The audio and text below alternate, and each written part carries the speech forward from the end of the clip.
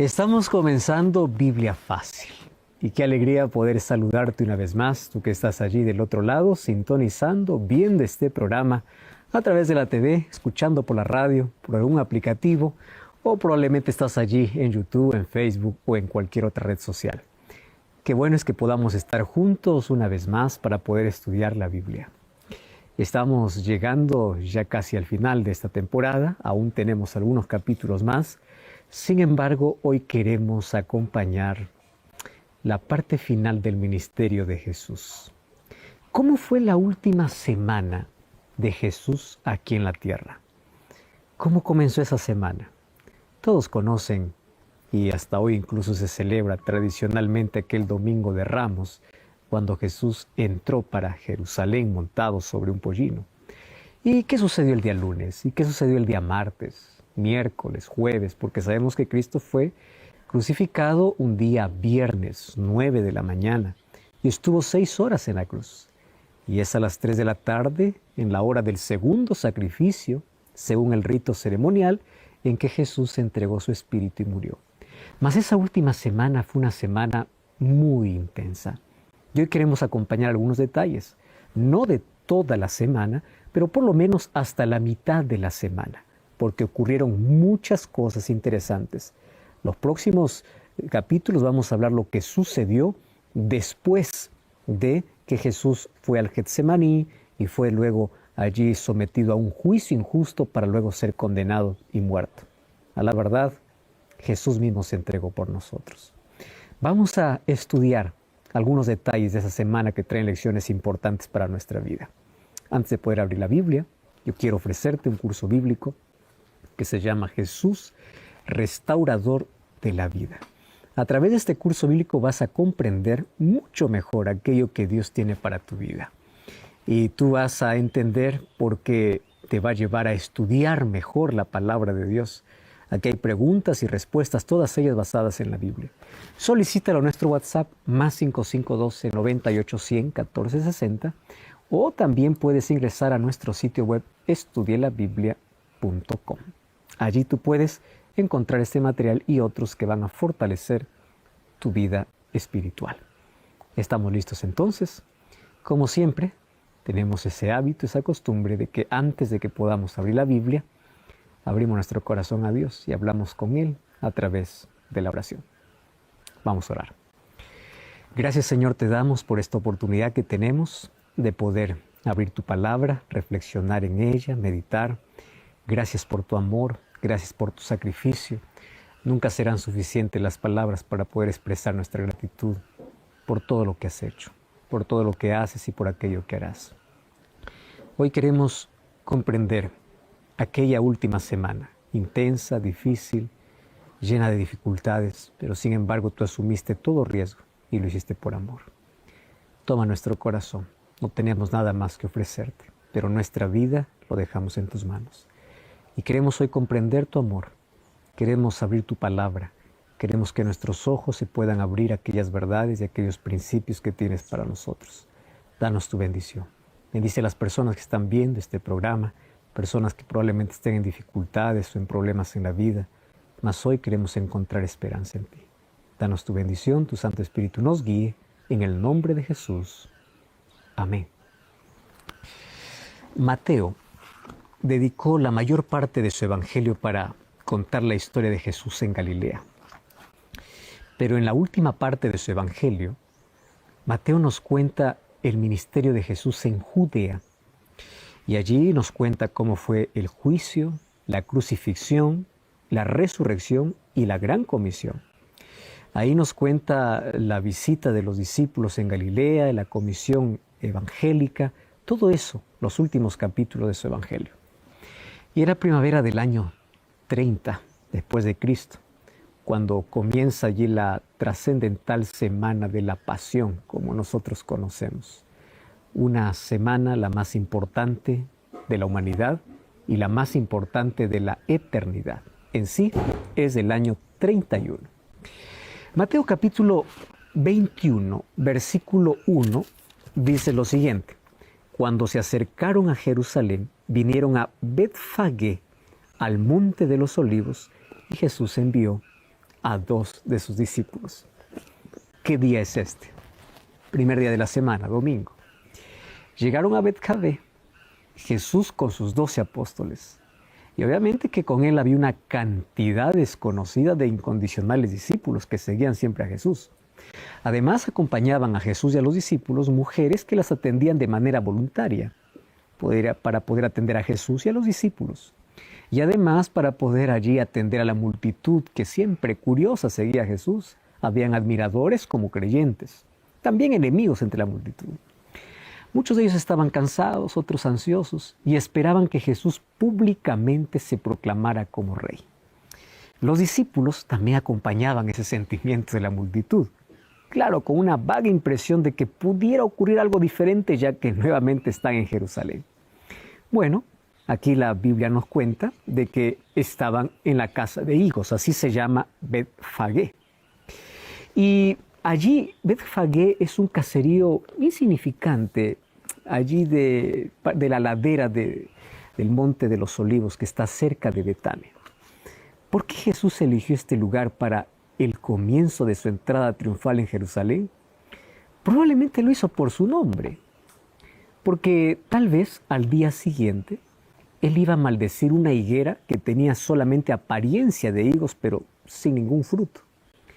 Un extraño símbolo de una nación que se parecía mucho, llena de hojas, pero sin fruto, llena de apariencia, pero sin esencia. De eso se trata esta ciudad, donde Jesús comienza antes de poder entrar allí de manera triunfal a Jerusalén. Hoy hay tanta gente, obviamente, que valoriza más la apariencia que la esencia, pero Dios ve más allá de la apariencia, la esencia. ¿Cuál es el fruto? Y a partir del versículo 2 al versículo 5, dice así que Jesús les da una orden a sus discípulos. Vayan a la aldea que está al frente de vosotros, hallaréis una asna atada y un pollino con ella, desatadla y traédmelos. Y si alguien os dijere algo, decid, el Señor lo necesita, y luego los devolverá. Todo esto aconteció, dice, para que se cumpliese lo dicho por el profeta. ¿Qué cosa había dicho el profeta? Decida la hija de Sión, he aquí tu rey viene a ti, manso y sentado sobre una asna, sobre un pollino, hijo de animal de carga. Y los discípulos, pues, fueron e hicieron como Jesús lo mandó. Vayan a la aldea de enfrente, dice Jesús a 2 de sus discípulos. Ahí ustedes van a encontrar una burra atada junto con su burrito. Desátenla y tráiganme a los 2. Y si alguien les pregunte alguna cosa, ustedes simplemente le van a decir, el Señor lo necesita. Luego lo vamos a devolver. ¿Quiénes eran estos 2 discípulos? Ninguno de los 4 evangelios da los nombres. Sin embargo, esos 2 discípulos tenían una misión noble. Ir allá, asumiendo todos los riesgos, a que el dueño les dijera algo, y si les dice algo, ellos ya saben la respuesta. Pero ellos tenían que obedecer. ¿Y qué profeta había ya dicho con 500 años de anticipación esto? Profeta Zacarías. Cuando vamos a Zacarías capítulo 9, versículo 9, allí dice, alégrate mucho, oh hija de Sión. Da voces de júbilo, hija de Jerusalén, porque he aquí tu rey vendrá, sentado sobre un pollino, justo, salvador y humilde, cabalgando sobre un asno, sobre un pollino, hijo de un asno. 500 años antes ya había una profecía sobre esto. Ahora, los 2 discípulos hicieron su trabajo exactamente como Jesús les dijo.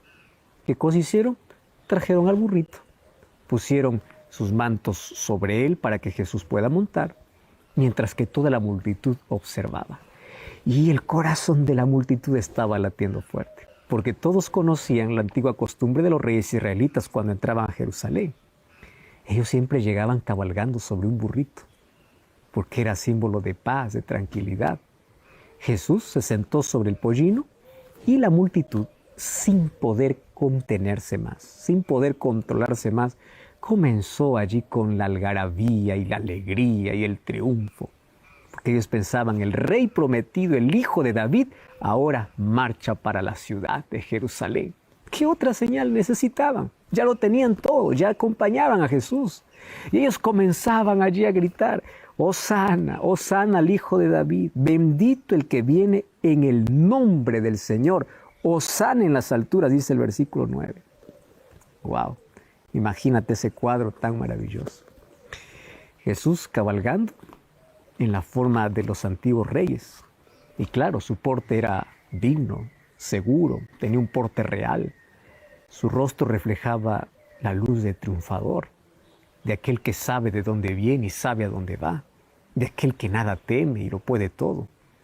Él era el rey, solo que la gente quería que pueda reinar en un territorio como el territorio de Israel. Y ahora la multitud estaba convencida de que la hora de su liberación había llegado. Y ellos pensaban, ahora seremos libres del Imperio Romano. Así que lo proclamaremos como rey. Había tanta alegría y tanta esperanza en ellos. Ahora decían, ay de aquellos ejércitos romanos, porque serán expulsados. Israel será una nación independiente y todos nosotros seremos libres. Y es por eso que ellos hacen este homenaje. Y claro que todo se daba. La naturaleza estaba vestida de primavera. El sol daba una luz y no había excesivo calor. Parecía todo concordar con la alegría de la gente. Y era un gozo infinito. Ahora, gente y más gente y más gente se sumaban a la multitud que cada vez estaba más entusiasmada. Hasta que llegaron a las puertas de Jerusalén. Toda la ciudad estaba llena de peregrinos que habían venido a celebrar la Pascua, como ocurría tras año. Y todos al ver esto corrían tras Jesús. Y había una alegría, la alegría de un pueblo sufriente y oprimido. La alegría así como en los tiempos de David.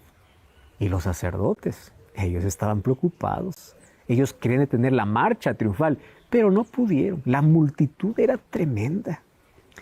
Y claro que nadie sabía que al fin de esa misma semana todo ese júbilo de esa gente se transformaría en odio, en burla, en escarnecimiento, en muerte.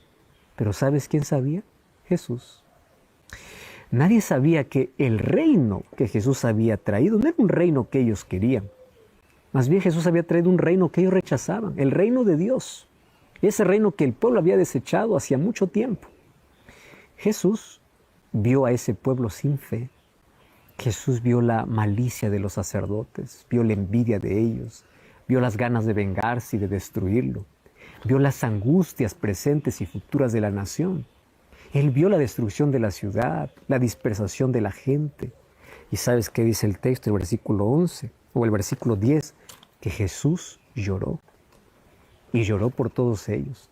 Y ahí exclama, si tan solo hubieran entendido la verdadera naturaleza de su reino, hubiese sido diferente su historia.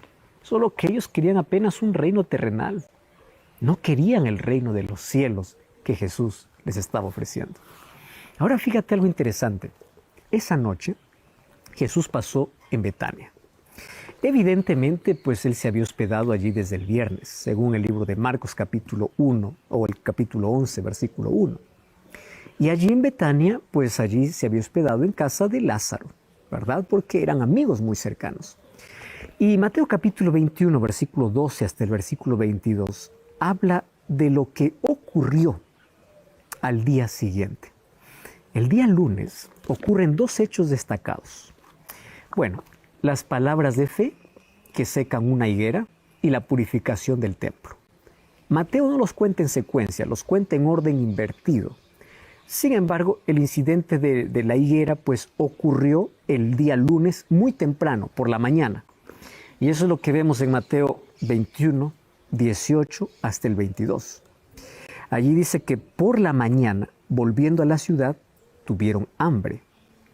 Y viendo una higuera cerca del camino, vino a ella y no halló nada en ella, sino hojas solamente. Y dijo, nunca más nazca de ti fruto.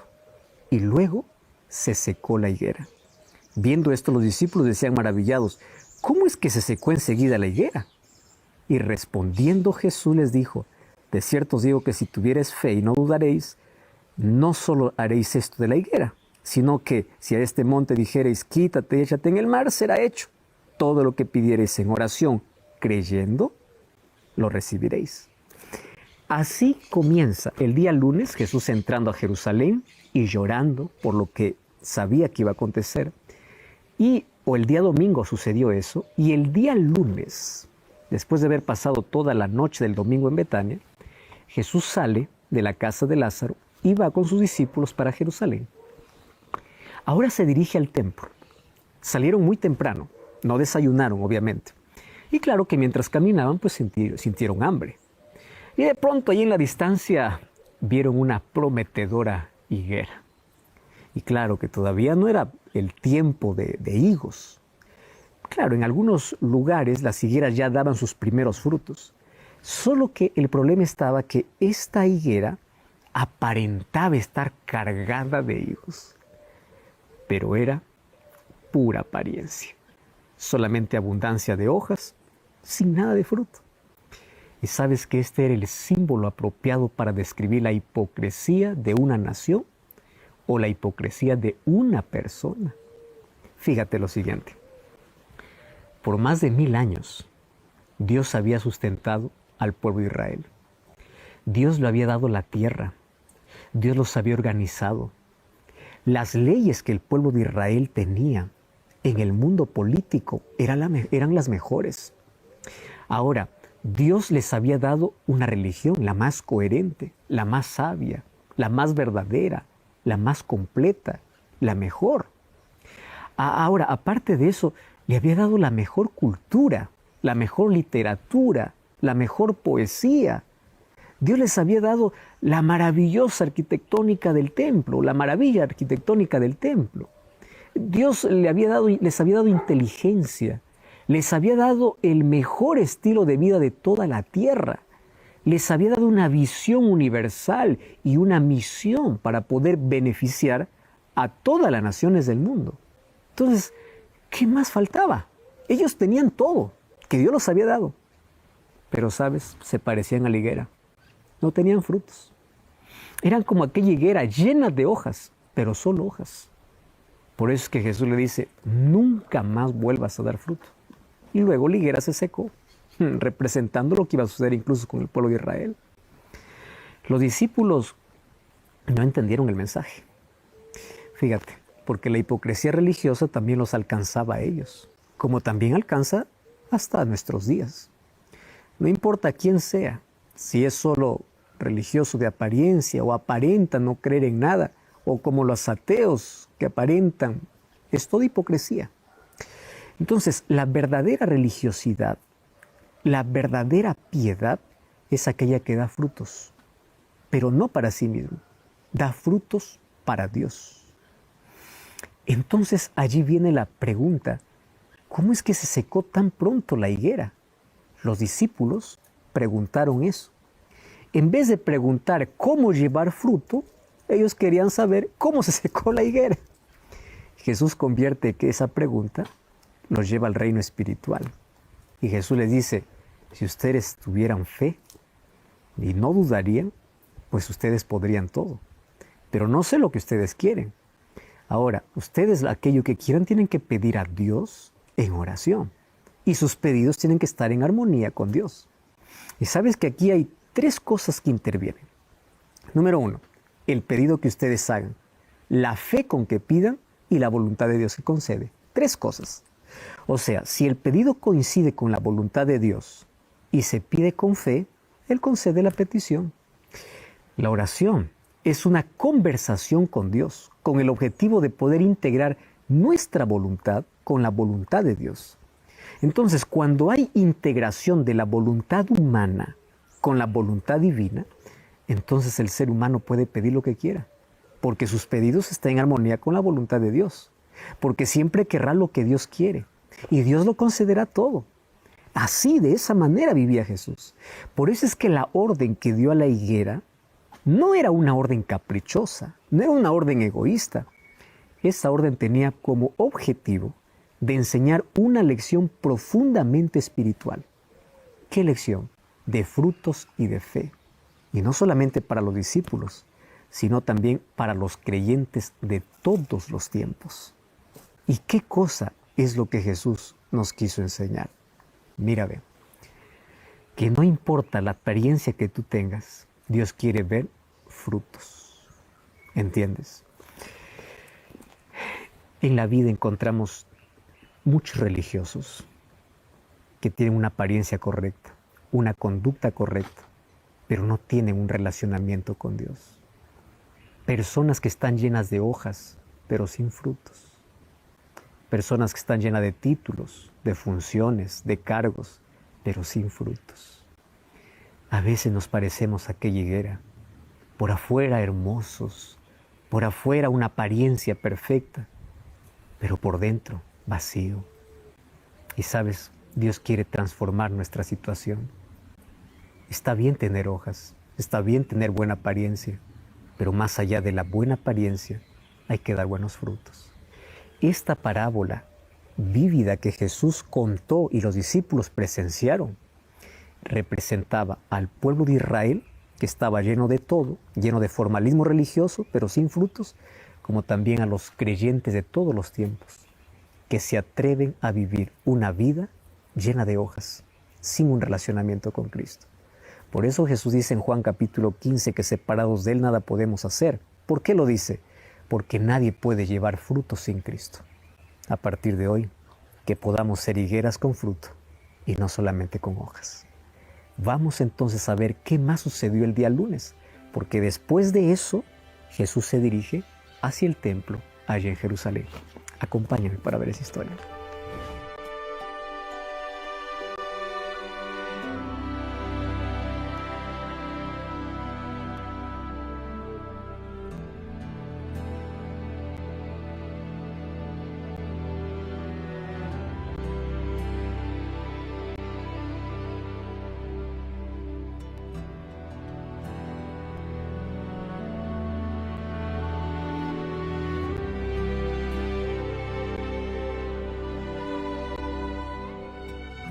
Después de la parábola en acción que Jesús hizo allí con la higuera, Jesús continuó su viaje hacia el templo.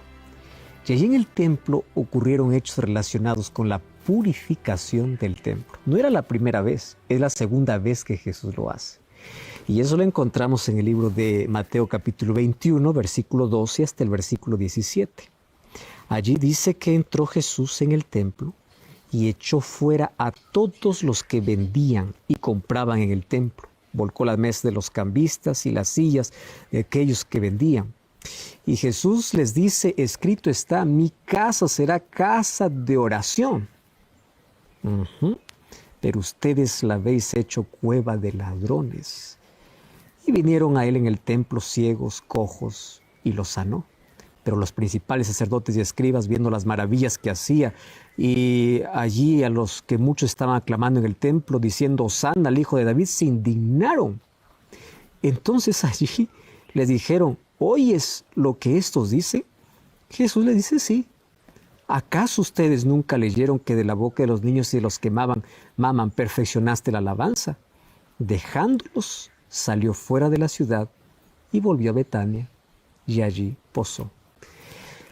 Así terminó Jesús el día lunes. Primer día, Jesús entró a Jerusalén montado en un pollino. Y el día lunes, Jesús primero maldijo la higuera para poder enseñar una lección espiritual. Y luego Jesús lo que hace es purificar el templo. ¿Sabes que el primer indicio de su reino espiritual ocurrió en el templo? El último ocurrirá en el Gólgota. Jesús no quiere un templo convertido en un centro de poder económico y político de la nación. Jesús quiere que el templo sea una casa de oración. Por eso es que entró en él y echó a todos los que vendían y compraban. ¿Qué cosa hizo Jesús? Dice que volcó las mesas de todos los cambistas, tumbó las sillas de todos los vendedores de palomas. Y así él pudo expulsar a todos los comerciantes. Claro, Jesús no soportaba que el templo se hubiese transformado en un centro comercial. Tú sabes que cuando la religión se vuelve un negocio, ya no queda nada. Y su vacío se transfiere a la gente. Y la gente comienza a vivir una religión formal. Y eso es lo que estaba pasando allí en ese tiempo. Y solo lo formal religioso no tiene contenido. Ya no hay más adoradores que se acercan para Dios. Inclusive ahora se alejan de Dios. Y ya el profeta Isaías en el capítulo 1, versículo 11 y versículo 12, ya había dicho Dios a través del profeta, ¿de qué sirve la multitud de sus sacrificios? Jesús dice, yo estoy hastiado de sus holocaustos, de carneros, de sus animales que ustedes ofrecen. Yo ya no quiero más ni la sangre de los bueyes, ni de las ovejas, ni de los machos cabríos. Yo no quiero más de vuestros reposos o de vuestros sábados. ¿Pero por qué? Porque se había vuelto solo formal. Ya no había amor. Ya no había nada. Y allí el profeta termina diciendo, ustedes cuando vienen a presentarse solamente vienen para hollar mis atrios. Ya no vienen a buscarme. En 1 Samuel capítulo 15, versículo 22, cuando Samuel habla con Saúl, le dice, ¿se complace Jehová de los holocaustos, de las víctimas? ¿O se complace Jehová de que obedezca su palabra? Y allí Samuel dice algo interesante. Obedecer es mejor que los sacrificios y el prestar atención es mucho mejor que la grosura de los carneros. Por eso es que Jesús al ver esa situación se indignó. Cuando Él entró dijo, mi casa, casa de oración será llamada. Pero ahí dice, ustedes la habéis convertido en una cueva de ladrones. ¿Sabes que los comerciantes que trabajaban en el templo aparentemente prestaban un servicio necesario para la adoración? ¿Por qué razón? Porque para ciertas fiestas en Jerusalén llegaban peregrinos de todas partes del Imperio Romano, aquellos que habían salido, aquellos que habían sido dispersados. Y ellos venían para ofrecer sacrificios, como también para pagar el impuesto anual del templo, que era medio shekel por persona cada vez que cumplía, o desde que cumplía los 20 años en adelante. Ahora, en el templo no se aceptaban las monedas romanas, tampoco las monedas griegas, solamente se aceptaba la moneda del templo. Por eso se tenía que cambiar. Pero allí en ese cambio pues había extorsión, había abuso, y allí se generaban discusiones por la estafa que ellos estaban haciendo. Y esas discusiones destruían el espíritu de adoración, la actitud con la cual los adoradores iban para adorar. Entonces, Jesús mira toda esa situación y dice, esto es una cueva de ladrones, cada uno está aprovechándose del otro. Cuando esto vieron los sacerdotes, ellos huyeron. Ellos ya recordaban la vergüenza que sufrieron hace unos 3 años atrás, porque Jesús cuando comenzó su ministerio público, también purificó el templo. Y eso lo encontramos en el libro de Juan capítulo 2, versículo 13 en adelante. Y ellos desde esa vez pensaron, nunca más nos dejaremos vencer por el temor ante este hombre. Nunca más le obedeceremos. Pero ahora el terror era mayor. ¿Por qué? Porque Jesús tenía un poder irresistible. Nada podían ante él. Y vieron cómo la gente llegaba al templo y cada vez más y más y más gente. Y ellos no podían hacer nada, absolutamente nada. ¿Y qué hizo Jesús después de purificar el templo? Dice aquí el texto que Jesús sanó a los enfermos, los ciegos veían, los cojos saltaban, los mudos hablaban, los niños cantaban y gritaban. ¿Y qué cosa decían ellos? Hosana al Hijo de David. Los sacerdotes estaban muy incómodos. Sacerdotes y escribas, allí con tanta rabia y ansiedad, pues ellos indignados dijeron a Jesús mismo, ¿no oyes lo que están diciendo? Y Jesús le dice, claro que sí, yo los estoy escuchando. Y ahí Jesús saca un texto bíblico que ellos conocían.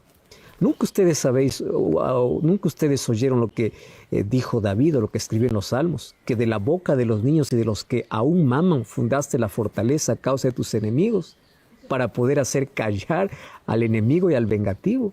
Y eso lo encontramos en Salmos capítulo 8, versículo 2. Ahora fíjate, todo esto en los labios de Jesús era demasiado claro.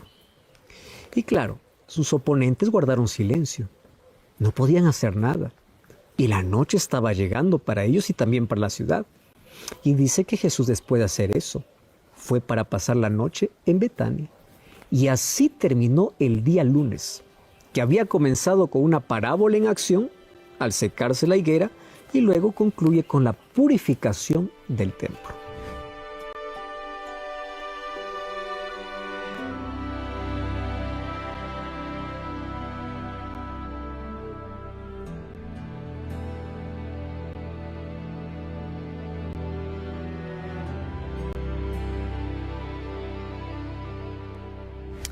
Ahora Mateo nos cuenta lo que sucede con Jesús el día martes. Y sabes que el día martes fue un día muy ocupado. Todo el día Jesús lo pasó en el templo. Mateo por lo menos no registra milagros en ese día. Ese día fue el día de preguntas y respuestas y enseñanzas. Ya sabemos que desde el día domingo Jesús había tomado el control del templo y ahora usa el templo como la sede de su reino espiritual. Es ahora pues su trono desde donde conduce todos los acontecimientos hacia la cruz. Y la cruz no le va a sorprender a él. Él va hacia ella. Todas las autoridades del templo ahora están allí, pero claro que no pueden hacer nada contra él. Lo único que pueden hacer es escucharlo. Y lo escuchan obviamente con profunda preocupación, a veces consternados y hasta sorprendidos por las cosas que Jesús está enseñando. Ahora Mateo narra un asunto muy interesante allí. Dice que Jesús, mientras enseñaba, se acercaron a él los ancianos del pueblo y los principales sacerdotes. El texto original, que es el griego, no dice los sacerdotes principales, dice que se acercó el sumo sacerdote y sus similares. O sea, en esta vez, el sumo sacerdote no envió representantes. Él fue personalmente para interrogar a Jesús y quizás para poder intimidarlo para que se retirara del templo. Y claro que él no fue solo.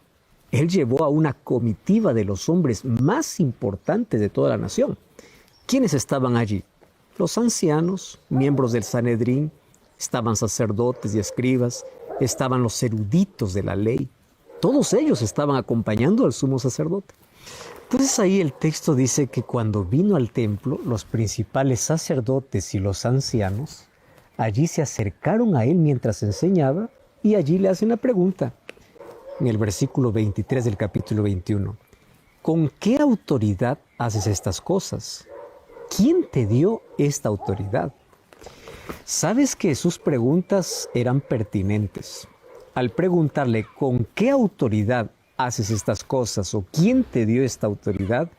Lo que están diciendo ellos es lo siguiente. La autoridad aquí en el templo soy yo. La autoridad en esta nación son estos hombres que están aquí conmigo. Y yo tengo la autoridad de sumo sacerdote.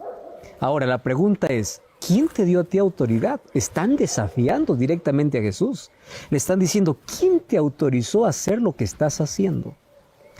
El sumo sacerdote no sabe, pero él se está enfrentando ante la autoridad divina. Ante esa autoridad, él está desafiando y él quiere colocarse incluso por encima de ella. ¡Qué tremendo atrevimiento de este sumo sacerdote! Mientras tanto, pues el pueblo ahí escuchaba con profundo respeto. Primero, nunca habían visto a Jesús y al sumo sacerdote así, frente a frente. Por el curso de la conversación y allí del tono de las preguntas, la gente imaginó que ese sería el momento en que Jesús demostraría su autoridad, en que Jesús les diría, aquí yo soy superior a todos ustedes, escribas y fariseos. Pero la imagen del sumo sacerdote obviamente les infundía terror para toda la gente. Bueno, porque el sumo sacerdote ahí estaba vestido pues con las ropas más ricas y más caras. Él allí estaba cargado de un prestigio que la tradición y la revelación habían colocado sobre ella. Él allí relucía la tiara en su cabeza. Ahí estaba con su porte majestuoso que parecía un verdadero príncipe del templo. Pero ahí estaba él orgulloso y seguro de su autoridad. Y él no dejaba duda de lo que pretendía hacer. Por eso es que él enfrenta a Jesús de manera clara y de manera directa. Jesús, en contraste, no tiene nada de eso. Jesús está allí con sus ropas de un hombre común, que mostraba las manchas de su viaje. Su rostro allí expresaba una apariencia infinita. Y claro que no había orgullo en el porte de Jesús, aunque sí, él tenía una dignidad tan divina y tan benevolente, una dignidad tan grande, que uno comienza a contrastar con la arrogancia del sumo sacerdote y uno dice, qué abismal diferencia, porque ahí el sacerdote está totalmente airado y Jesús está totalmente sereno. Y cuando el sumo sacerdote preguntó, ¿con qué autoridad tú haces estas cosas? Obviamente la gente pensó que Jesús en ese momento le iba a decir cuál era su verdadera autoridad. Toda la gente estaba a la expectativa. ¿Qué cosa es lo que Jesús iba a decir? Bueno, en ese instante Jesús les hace otra pregunta para ellos. Y esa pregunta es, si ustedes me contestan lo que yo les voy a decir, yo les voy a decir con qué autoridad hago esto. ¿Y él qué cosa dijo? El bautismo de Juan, ¿de dónde era? ¿Del cielo o de los hombres? Y ellos entonces discutían entre sí. Si decimos del cielo, nos dirá por qué no lo creyeron. Si decimos de los hombres, tememos al pueblo, porque todos tienen a Juan por profeta. Y respondiendo a Jesús le dijeron, no sabemos. Y también Jesús les dijo, tampoco yo os digo, ¿con qué autoridad hago todas estas cosas? ¡Qué sabiduría! Aquí está la sabiduría divina. Una simple pregunta puede desbaratar todos sus argumentos. El bautismo de Juan, ¿de dónde era? ¿Del cielo o de los hombres? Si ustedes me responden eso, yo les digo con qué autoridad hago todas estas cosas. Entonces ahí quedaba planteada una alternativa de respuesta. ¿Cuál era la alternativa de respuesta? La autoridad de Jesús solo podía ser del cielo o de los hombres. De acuerdo a la respuesta que ellos darían sobre Juan, tenían que reconocer a Jesús. Entonces, ¿cuál de las dos era la autoridad de Juan? Ellos no podían decir que era de los hombres, porque el pueblo tenía a Juan por profeta. Y si decían, esa autoridad viene del cielo, pues reconocerían de que la autoridad de Jesús también viene del cielo. Por eso es que ellos no estaban dispuestos a ceder eso. Ellos estaban ahí entre la espada y la pared. Así es que entre ellos se consultaron para dar la respuesta, y el pueblo estaba ansioso para ver la manifestación del poder de Jesús y también estaba esperando la respuesta del sumo sacerdote y su comitiva. Y ellos, al verse encorralados, al no poder responder, se dirigen a Jesús y le dicen, no sabemos, simplemente porque no quieren reconocer que la autoridad que Jesús tiene es la autoridad que viene del cielo. Por eso Jesús le dice, tampoco les digo yo con qué autoridad hago estas cosas. De esa manera, obviamente que quedaba abierta la posibilidad de que no podían impedir que Jesús continúe enseñando en el templo. Y para todos quedó la respuesta clara. La autoridad que tenía Jesús era la autoridad divina. Y Jesús continuó enseñando durante todo el día allí en el templo. ¿Qué otras enseñanzas encontramos allí?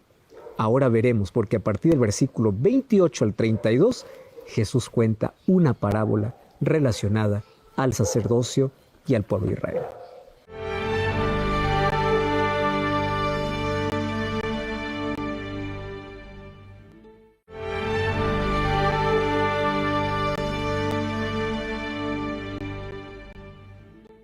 Mateo capítulo 21, versículo 28 al 32, Jesús cuenta una parábola. Y él le dice, ¿qué les parece? Jesús pregunta al sumo sacerdote y a toda su comitiva. Había un hombre que tenía 2 hijos, le dice. Al primero le dice, ve a trabajar a mi viña. Y él dijo, yo no quiero ir. Pero después se arrepintió y se fue. Así también ordenó al segundo hijo, y el otro le dice, sí, yo voy, Señor. Pero finalmente no se fue. ¿Cuál de los dos hizo la voluntad del Padre? Y ellos respondieron de manera inmediata, el primero. ¿Sabes que esta vez la respuesta les pareció muy fácil? Claro, es una historia simple para dar una respuesta simple. Pero lo que ellos no sabían es lo que Jesús quería enseñarles. El primer hijo representa a los publicanos, a los pecadores, a las prostitutas. Y el segundo representaba a todos ellos. Porque los publicanos y los pecadores actuaban de manera cínica porque no servían al Dios de Israel. A veces se oponían a la religión, no les importaba la piedad ni la obediencia a Dios. Solo les interesaban sus deseos personales y sus propios intereses. Pero cuando vino Juan el Bautista predicando acerca del arrepentimiento, fueron ellos que se arrepintieron. Ellos dejaron sus pecados, incluso muchos de ellos fueron bautizados. Inclusive, claro, algunos de los fariseos y de los dirigentes también aceptaron la predicación de Juan el Bautista. porque aceptaban que esa predicación venía del cielo y también se bautizaron. Pero en su mayoría, esos líderes que estaban contradiciendo a Jesús también lo rechazaron. Ahora, ellos profesaban obedecer a Dios, como aquel hijo que decía, sí, sí, sí, pero finalmente no aceptaban los mensajes de Dios, no aceptaban a los profetas que Dios enviaba. Y así como ocurrió con Juan, obviamente la autoridad de Jesús estaba vinculada con la voluntad de Dios. Y fíjate una cosa, la autoridad y la voluntad tenían el mismo origen, Dios. Pero los dirigentes no lo aceptaban. Ahora Jesús les dice, yo les aseguro que los publicanos y las prostitutas van delante de ustedes hacia el reino de Dios. ¿Por qué ustedes no creyeron en Juan? Y Juan les mostraba el camino de la justicia. Y aún así, después de ver todos sus efectos, ustedes no se han arrepentido. ¿Tú sabes cuán chocante pudo haber sido esto para el sacerdote y su comitiva? Decir que una prostituta que se arrepintió va al cielo y ellos están perdidos. Porque sin arrepentimiento, pues no vale la pena nada. La pseudo obediencia que practicaban sin andar en la justicia de Cristo no les servía de nada. Y a partir del versículo 33 hasta el versículo 46, Jesús cuenta otra parábola. Y esta es una parábola interesante. Allí dice, había un hombre que plantó una viña, la cercó, cavó un lagar, edificó una torre y arrendó a unos agricultores. Y luego ese hombre se fue de viaje. Cuando llegó el tiempo de la vendimia, envió a sus siervos para poder recibir la parte que le correspondía. Pero los agricultores lo maltrataron. A uno lo golpearon, a otro lo mataron y al tercero lo apedrearon. La segunda vez envió más siervos que la primera y estos agricultores hicieron lo mismo. Entonces luego envió a su hijo, pensando que respetarían la vida de su hijo. Pero estos malos agricultores se dijeron unos a otros, este es el heredero, a este vamos a matarlo y así nos quedamos nosotros con la viña. Entonces lo arrastraron fuera de la viña y lo mataron. Y volviéndose a la multitud, Jesús preguntó, cuando venga el dueño de la viña, ¿qué hará con estos agricultores? Los destruirá sin misericordia, dijeron ellos de manera apresurada. Ahora, fíjate una cosa, los sacerdotes y los gobernantes, ellos eran considerados aquí como los agricultores de la parábola que Jesús había contado. Solo que ellos inmediatamente respondieron a Jesús, por cuando dice, ¿qué cosa va a hacer el dueño cuando venga? Pues ellos van a ser destruidos. Y apenas terminaron su respuesta, ellos se dieron cuenta de que el significado de la parábola eran ellos. Y ellos mismos se habían condenado con sus propias respuestas, porque inmediatamente ellos recordaron lo que el libro de Isaías o el profeta Isaías ya había dicho en el libro de Isaías capítulo 5, versículo 1 al 7. Ahí cuando dice, ahora cantaré por mi amado el cantar de su viña. Mi amado tenía una viña fértil, le había cercado, la había plantado de vides escogidas, había edificado una torre en medio de ella, había hecho también en ella un lagar y esperaba que diera uvas, pero dieron uvas silvestres. Y ahora termina el texto diciendo, ciertamente la viña de Jehová de los ejércitos es la casa de Israel. Entonces, si la viña era la casa de Israel, ¿quién eran esos malos agricultores? Pues los líderes religiosos. Y ellos eran conscientes de que el dueño era Dios, y la viña era la nación judía, el vallado era la ley de Dios, y la torre que tenía la viña era el templo. Y como agricultores, ellos deberían trabajar para poder proteger la viña, para que la viña pudiese dar frutos, y esos frutos tenían que estar en armonía con los privilegios que Dios les había otorgado. ¿Pero qué habían hecho ellos? En lugar de servir a Dios, habían maltratado a los profetas. Ahora, en lugar de respetar la autoridad de Dios, ellos estaban queriendo quitar la vida del Hijo de Dios. ¿Por qué? Porque ellos querían la viña para sí. Y bueno, porque ellos se creían inclusive mejores y hasta desafiaban la autoridad divina. Y Jesús dice, bueno, esa viña ya no más es de ustedes, porque ahora se levantará una nueva comunidad con dirigentes nuevos y ya estaba en formación. Eran los líderes de la comunidad de creyentes, de aquellos cristianos que no pondrían en duda la autoridad de Jesús, aquellas que la aceptarían como la piedra angular de su estructura, aquellos que no discutirían sobre quién sería la autoridad. La autoridad no está basada en un hombre, no está basada en una organización, está basada en Cristo. Cristo sería allí la piedra angular. Y el versículo 42 dice, ¿no habéis leído ustedes las Escrituras? Cuando se dice que la piedra que desecharon los edificadores vino a ser la cabeza del ángulo. O sea, aquella nueva comunidad tenía a Jesús como fundamento. No tendría a Pedro, ni a Santiago, ni a Pablo, ni a ninguno de los otros apóstoles, sino Cristo sería el fundamento principal de la iglesia. Fíjate y presta atención aquí. En el capítulo 21 comenta lo que sucedió el día lunes o el día martes, que fue un día lleno de enseñanzas. Discusión probablemente, pero dejó en claro Jesús su misión y lo que quería hacer y lo que estaba haciendo. El día miércoles Jesús dedicó aquel tiempo exclusivo para la oración. Fue el último día de comunión. Y luego vamos a ver que el día jueves Él realiza la cena, la última cena con sus discípulos, y luego es arrestado, juzgado injustamente, y el día viernes es crucificado. La última semana de Jesús fue una semana intensa. Fue una semana de enseñanzas. Fue una semana también donde llegó el momento de poder decir con claridad quién era y para qué había venido. ¿Y cuáles son las lecciones espirituales que esto trae para nuestra vida? Número 1, recuerda lo que Jesús hizo el día domingo. Al entrar a Jerusalén, aun cuando todos le decían Hosana al Hijo de David, Jesús veía el corazón de todos ellos. Y ellos sabían que esa misma gente finalmente lo iba a rechazar. Lección espiritual. Hoy tú puedes estar cantando y alabando a Dios, Hosana, pero Dios conoce que probablemente en algún momento lo vas a fallar. Y sabes, Él llora. Jesús, así como lloró por Jerusalén, llora por todas las personas, por nuestra indiferencia, por nuestra ingratitud.